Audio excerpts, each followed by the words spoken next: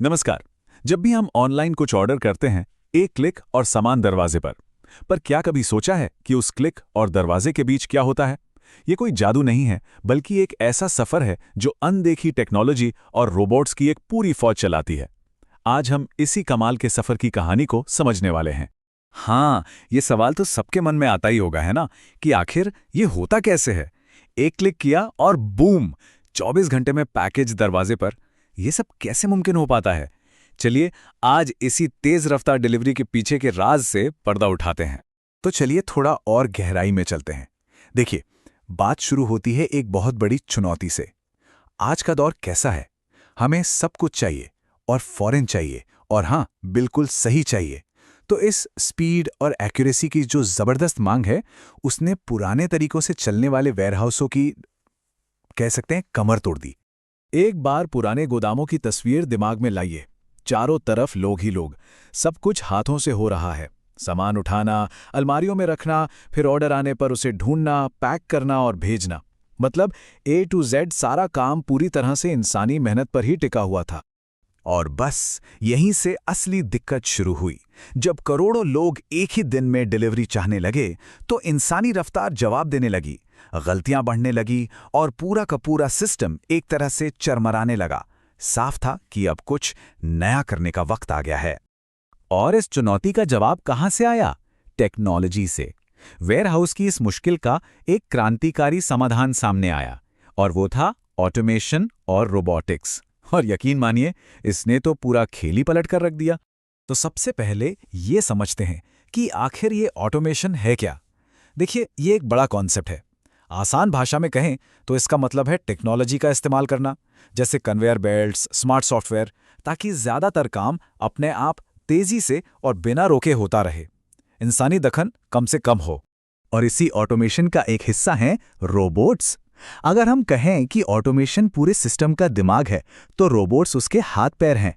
ये वो असली वर्कर हैं जो जमीन पर सारा काम करते हैं। सामान उठाना, उसे एक जगह से दूसरी जगह ले जाना, मतलब सारा फिजिकल काम।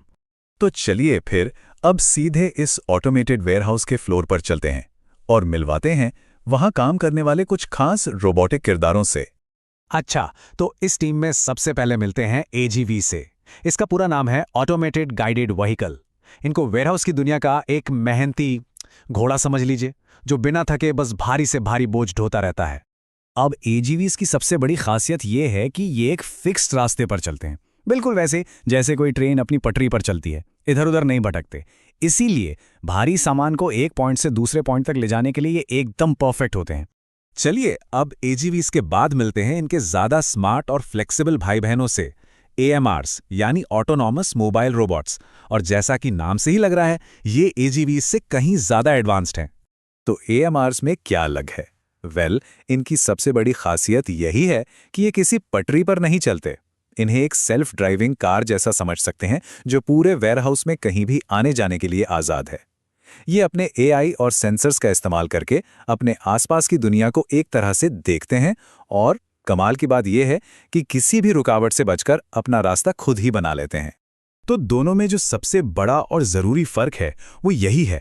AGV मतलब एक तय रास्ता, एक फिक्स्ड पाथ, और AMR मतलब पूरी आज़ादी, कहीं भी जाने की।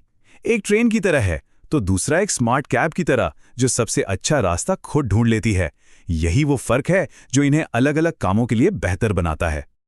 लेकिन रुकिए, ये टीम सिर्फ सामान इधर उधर करने वालों की नहीं है। यहाँ कुछ स्पेशलिस्ट भी हैं, जैसे कि पिकिंग रोबोट्स। ये अपने कैमराज और AI की मदद से शेल्फ से एकदम सटीक आइटम उठाते हैं। फिर आती हैं रोबोटिक आर्म्स, जो बिल्कुल इंसानी हाथ की तरह उस सामान को पैक करती हैं। और आखिर में सॉर्टिंग रोबोट्स हैं, जो बिजली की रफ्तार से हर पैकेज को उसके सही ट्रक की तरफ भेज देते हैं। मतलब एक परफेक्ट कोऑर्डिनेटेड टीम वर्क।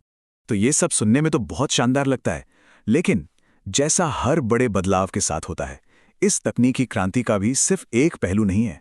इसके भी अपने नफ़े और नुकसान हैं। तो चलिए अब सिक्के के दोनों पहलुओं पर एक नज़र डालते हैं। फायदों की बात करें तो वो वाकई में बहुत बड़े हैं। सोचिए, रोबोट्स 24 घंटे 7 दिन बिना थके बिना रुके काम कर सकते हैं। इससे प्रोडक्टिविटी तो आसमान छू ही जाती है।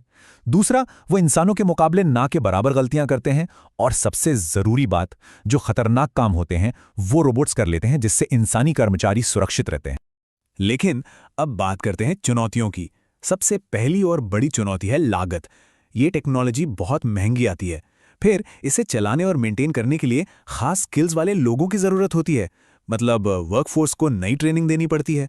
और एक और बड़ा रिस्क है, अगर कभी ये सिस्टम फेल हो गया तो पूरा का पूरा ऑपरेशन ठप पड़ सकता है। तो सवाल ये उठता है कि इन चुनौतियों के बावजूद भविष्य किस ओर जा रहा है? कल के वेयरहाउस आखिर कैसे दिखने वाले हैं? लॉजिस्टिक्स की अगली पीढ़ी कैसी होगी? और भविष्य का जो असली गेम चेंजर है वो है आर्टिफिशियल इंटेलिजेंस यानी एआई।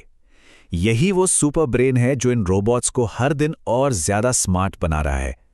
एआई की मदद से ये रोबोट्स ना सिर्फ खुद फैसले ले सकते हैं या सबसे अच्छा रास्ता चुन सकते हैं, बल्कि ये तक अंदाजा लगा सकते हैं कि आने वाले टाइम में किस चीज की डिमांड बढ़ने वाली है। कमाल है ना?